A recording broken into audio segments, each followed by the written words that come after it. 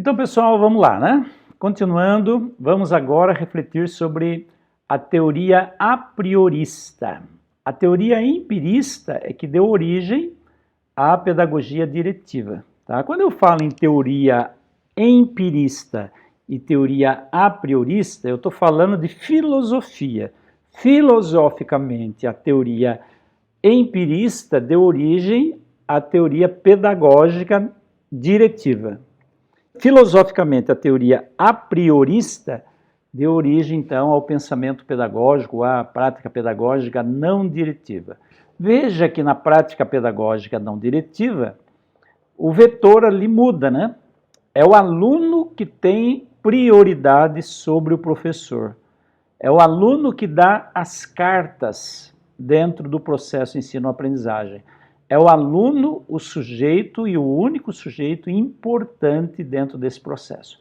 É totalmente inverso à pedagogia diretiva. Tudo que acontece na pedagogia diretiva acontece ao inverso na pedagogia não diretiva. Então veja bem, na pedagogia diretiva o professor era o sujeito mais importante do processo. Na não diretiva, o aluno que é o sujeito mais importante do processo. E como é que a pedagogia não diretiva trabalha essas questões de avaliação? A pedagogia não diretiva dá um valor muito grande apenas à autoavaliação, ou seja, o aluno ele se autoavalia, o professor raramente avalia o aluno, não pratica aquilo que nós chamamos de heteroavaliação. A autoavaliação é que predomina nesse processo dentro da pedagogia não diretiva. Existe, por isso, uma facilidade para a indisciplina em sala de aula, para a bagunça generalizada, a falta de limites, né? E também a falta de critérios para avaliar, uma vez que o professor não avalia, é o aluno que se autoavalia. Então existe esse problema aí dentro da pedagogia não diretiva. E para refletir um pouquinho com vocês, eu quero ler esse texto que fala muito, de uma forma até cômica, né? Exagerada, é uma caricatura na verdade, mas fala da mudança do ensino nas últimas décadas. Então veja, antes dos anos 60, um agricultor vende um saco de batata a R$100, é um problema que se coloca, né? Seus custos de produção são de 4/5 do preço de venda. Qual é o seu lucro? É a pergunta, é o problema colocado no modelo de ensino antes de 1960. Na década de 70, um pouco antes, no ensino tradicional, o mesmo problema se expressa dessa maneira. Um agricultor vende um saco de batatas a R$100. Seus custos de produção são de 4/5 do preço de venda, isto é, R$80. Qual é o seu lucro?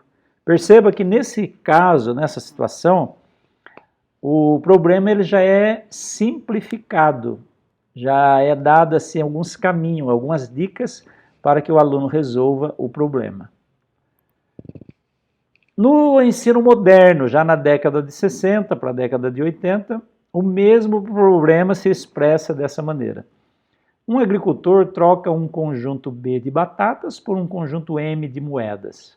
O número cardinal do conjunto M é igual a 100 e cada elemento vale R$1.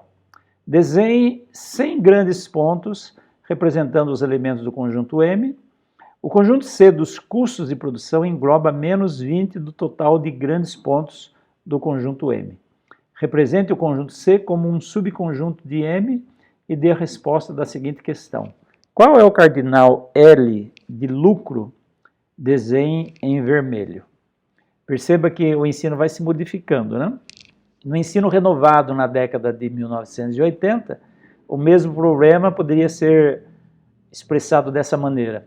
Um agricultor vende um saco de batata a R$100. Seus custos de produção são de R$80 e o lucro de R$20. Exercício. Sublinhe a palavra batatas e discuta isto com o seu colega ao lado. No ensino reformado da década de 80, veja que a forma até de escrever modifica de uma forma assim significativa. Um agricultor capitalista privilegiado se enriquece ilicitamente de R$20 com um saco de batata. Analise o texto e procure os erros de conteúdo, de gramática, de ortografia e pontuação. Em seguida, diga o que você, enquanto estudante oprimido, negro e favelado, pensa dessa forma de enriquecer. Então, nessa época, na década de 80, foi onde começou, né, os maiores problemas de erros gramaticais, porque tudo estava rapidamente se modernizando. E no ensino assistido por computador, na década de 90, como começou a aparecer os computadores, a internet, né, os grandes softwares, então o mesmo problema poderia ser expressado dessa maneira. Em 1990, um produtor de cyberspace inicia um Query a Databank SQL que displeia a taxa momentânea de sua plantação de batatas. Ele carrega seu software com a planilha eletrônica que dá seu cash flow anual. Desenhe com seu mouse um contorno 3D Studio de um saco de batatas. Depois ele se loga à net pelo seu modem RAIS 14400, site Potato, e segue as indicações do menu. Para saber a questão, clique sobre ponto de interrogação. O ensino é adaptado ao computador. E no ano de 2010, a pergunta é: o que é um agricultor? Porque por incrível que pareça, em grandes cidades, gente, agora me lembrei disso, né? Mas tem crianças que não sabem que o frango é um ser vivo. Impressionante, mas existe. Crianças que nunca tiveram contato com o ser vivo frango, vaca e assim por diante.